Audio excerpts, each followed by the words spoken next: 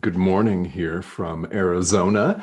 Good afternoon or good evening, wherever you're tuning in from worldwide here. This is A Course in Miracles 365, Awakening to Love. I'm your host, Tomás Garza, and I want to welcome you here today.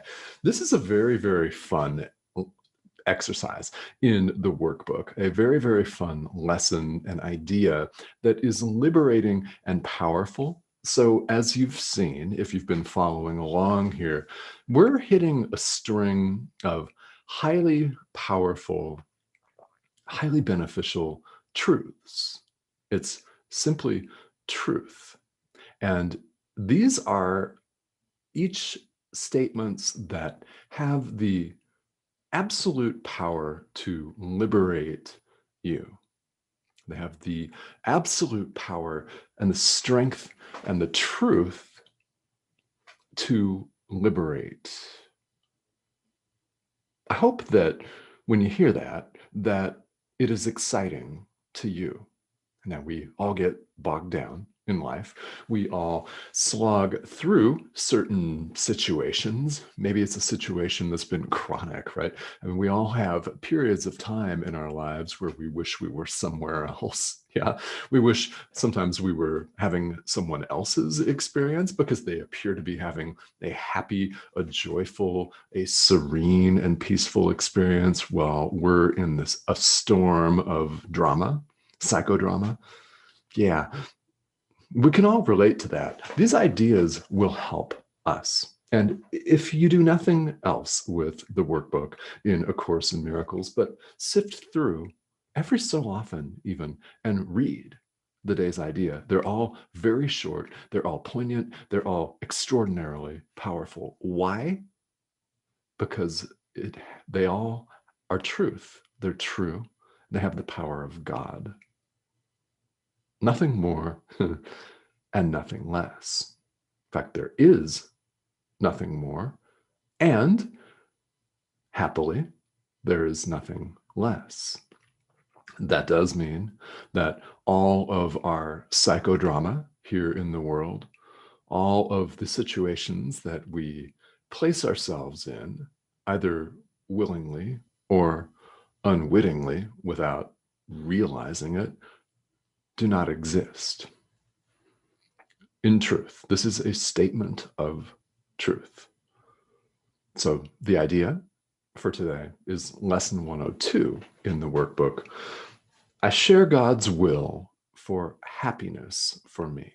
Now, yesterday we took a look at happiness, about how it actually is our function, and we'll see that again today, that God's will for each of us is perfect happiness. I spent some time yesterday talking about my upbringing in a couple of fundamentalist Christian traditions. I know some of you can relate to that, where I was taught that I was a sinner along with everybody else. I mean, there's nothing special or unique about my experience in that regard. It was just what I went through. And maybe you did too.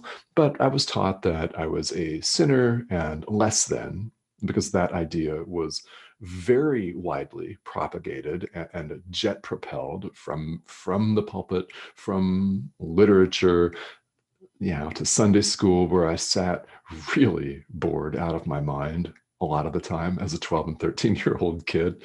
Yeah. Might want to look at yesterday's video too, because I tell about occasionally formulating the wish to challenge the adults that led the class. Yeah, because I never bought into the notion that we were separate from God, that we were less than, that there was any such thing as sin. So when I discovered A Course in Miracles, or shall I say it discovered me in 2013, I was relieved and felt very, very deeply empowered, because this is confirmation of what I've always known. Now, eventually, each of us, no matter how we get there, no matter how much time it may take, doesn't even have to be this lifetime. It could be the next or the next or the next or the next. Whether you believe in that sort of thing or not, doesn't make any difference. The function of time is for us to have this experience, to have this realization, to wake up, in other words. because we really are running around sleeping. In fact, it could be easily likened to in a coma, really. Reality, on the other hand, has never changed. It's never gone anywhere. And what we're all in the process of waking up to is the realization, the fundamental realization that we are not broken. You are not broken. You are not broken. You may feel broken, sure, right? But you're not. Ultimately, at the core, the heart of the matter, right? Truth with a capital T, your self with a capital S is not broken. Not in any way. Not in any way. And my hope in continuing to restate this and reiterate it, I mean, Jesus does it, so I can do it too. Yeah. I mean, he does it throughout the course, throughout the workbook, throughout the text of A Course in Miracles. So will any spiritual teacher repeat and recast the exact same lesson over and over again in different ways to reach different people on a different day? You might hear the same lesson today that you heard yesterday. Yesterday, it didn't hit for you. Today, it may. So what do? I continue to show up and deliver the message. Yeah, that's all of our job. So I'm simply doing my part. I share God's will for happiness for me. Now, this is an important step. Yesterday in Lesson 101, we took a look at the fact, the truth, that God's will for us is perfect happiness. God does not will us to suffer. Perfect love doesn't even know suffering. Doesn't recognize it. Love only recognizes itself. It can only extend itself. So, having chosen the ego here in the world again and again and again and again, separation, pain, psychodrama, each of us has made a choice that we're now living the results of. And that is inconsistent happiness at best here in the world. I mean, it makes sense. We're all subject to a flurry of conflicting emotions. And if you're not feeling conflicting emotions right now, sadness, pain, guilt, the results of a choice of fear over love, in other words, maybe in 15 minutes you will. And I hope you don't, but you may. My point in saying all of this is that there are no guarantees here in the world that something's not going to come along and trigger you. And in fact, you can absolutely expect that. I mean, I might say something that triggers you right now. I don't know. I may. Someone else may. I mean, you may get off of this live stream, or if you're catching the replay, this might be 15 to 20 minutes of relative calm, peace, and serenity for you. And then you pick up your cell phone and there's a text from someone that's angry at you. I don't know. You may read a piece of news that angers and shocks you. Maybe it's political in origin. I don't know. Life comes at us with all kinds of things. The question is, how are we showing up? How are we working with that? All of this is the raw material for awakening.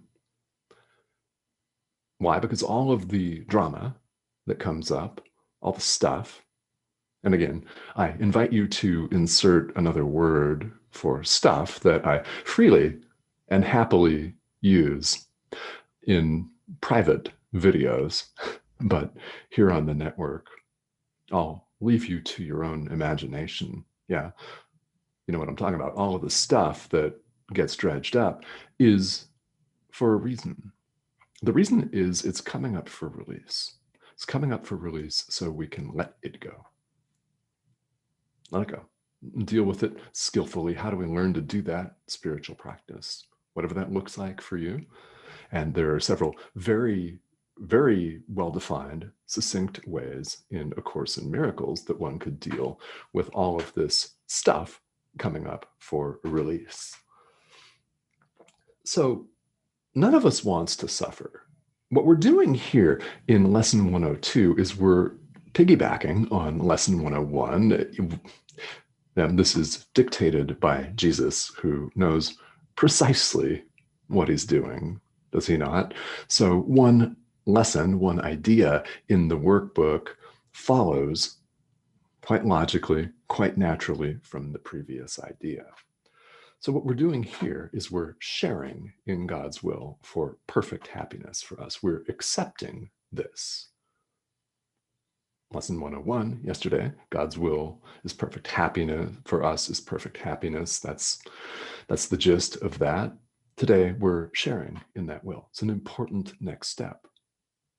One is to kick around and become accustomed to the idea. And then we're sharing in it. This is active on our part. It's immediate on our part. And the truth is, no matter what our psychodrama looks like in the world, none of us wants to suffer, not one. Really, truly. No matter how much we may insist that we do, no matter how much we may insist on a pattern of behavior that we know hurts us. Let's take relationships, for example. Maybe you are habitually attracted to abusive or unhealthy, toxic relationships. I know plenty of people who are. Plenty. I mean, and I really do, because I spent 13 years in this lifetime as a child custody mediator. So you can bet I saw a lot of toxicity. Oh, yeah. Oh, yeah. So what's going on in this example is we repeatedly choose, and it could be a toxic relationship, could be something else, could be unhealthy physical habits. I mean, maybe you eat things that you know are not good for you and they're affecting your health.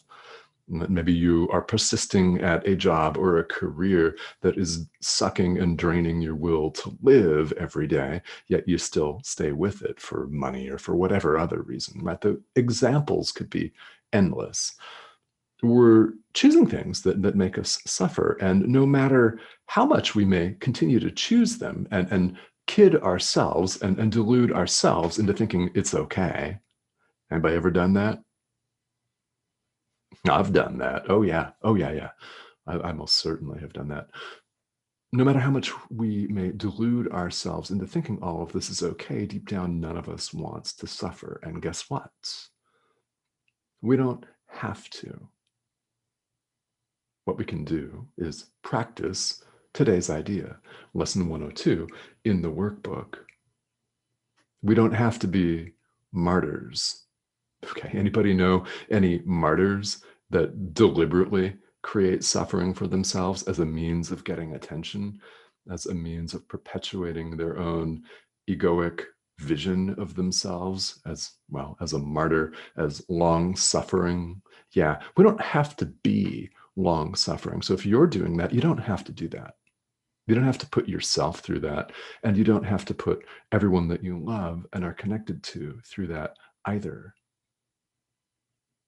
None of us wants to suffer. You don't, deep down. Doesn't matter if you disagree with me. I don't mind. You don't. None of us does. None of us wants to suffer. So what's the solution? Well, there are ways out of that.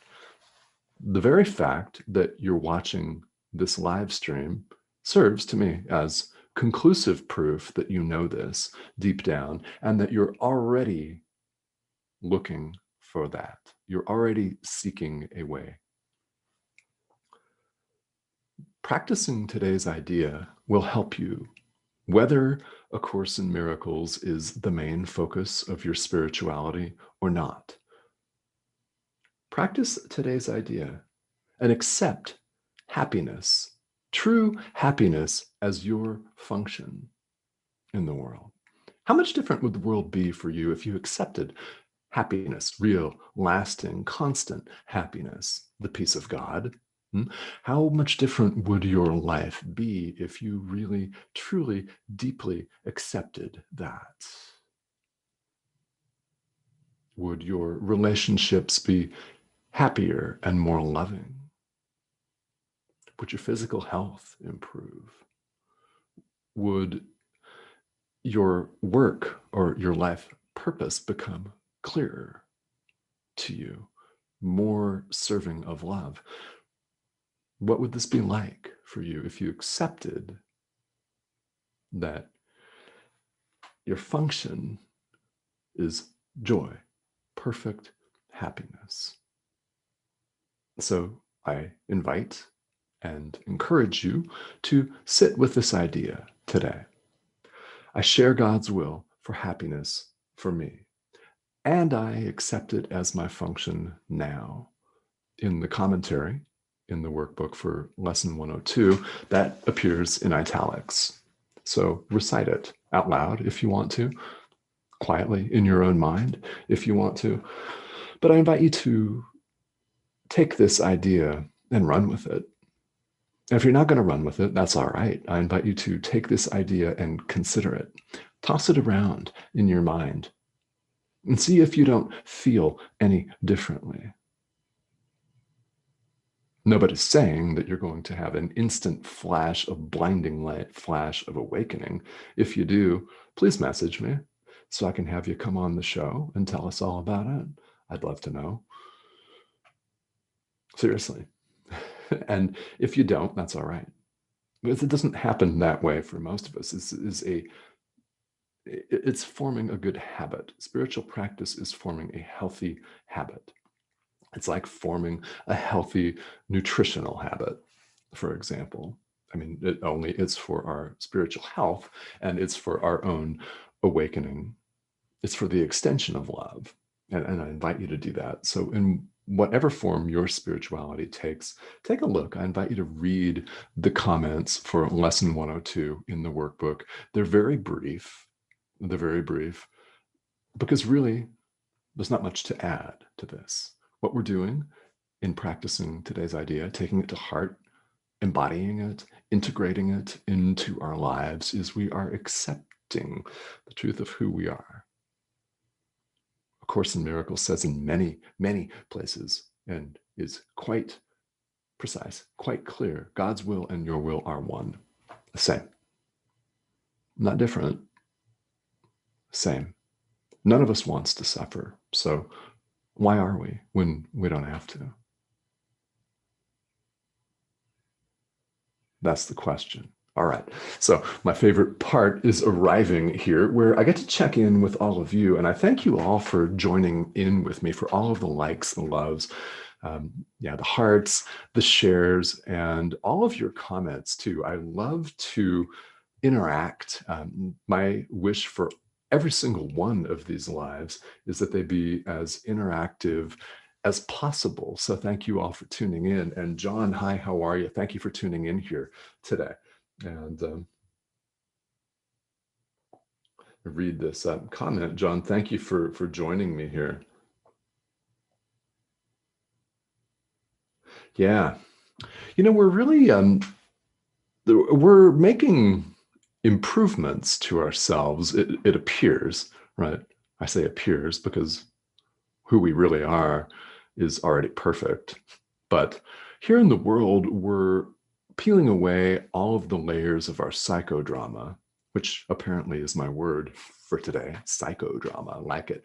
Has a ring to it. Here in the world, we're peeling away layers, and A Course in Miracles describes it in a way that you may find helpful. It's removing the obstacles or the barriers to our awareness of love, the awareness of God, of who we really are. Same. Yeah. We're removing all of those barriers, and it's a process, isn't it? So it looks in the world like we're improving ourselves. Well, we're certainly reawakening to the truth, the happiness, the joy of who we are. Happily, we discover along the way that who we really are, happiness, joy, love, has never gone anywhere. So it's really not an improvement because we can't be improved upon. However, in the world, we really do make progressive shifts. Yeah. So, I mean, that to improve is yeah, that's one way that we characterize it, and that has a lot of value, doesn't it? Because this is something that we can see over time, right? And John, I really appreciate this comment because we can see this over time. You know, we can see that when we started our practice, let's say it was several years ago, if we've done it consistently, if we've committed to it, then we arrive at a very different place today, don't we? I mean, I think of when the course discovered me. I like to say it that way.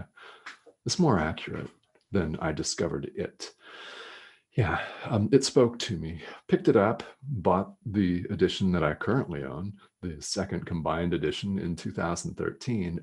Yeah, it's been 8 years, and that has been the centerpiece of my spirituality ever since. So whether it is or not, there's so much here in these lessons for all of you. So if you're catching me on the replay here, thank you for tuning in, and feel welcome to leave comments, questions. I'm happy to get to those because I do check them throughout the day. Now, I wanted to check in, and hi, April, how are you? Thanks for tuning in here. I want to just let you know that while this is a daily live stream, I am not going to be broadcasting tomorrow, Saturday, or Sunday. I will see you all again next week. I've got a senior in high school who is graduating from high school on Saturday, so I'll be doing some traveling. I'll be in the air on a plane tomorrow and at a graduation ceremony and party over the weekend.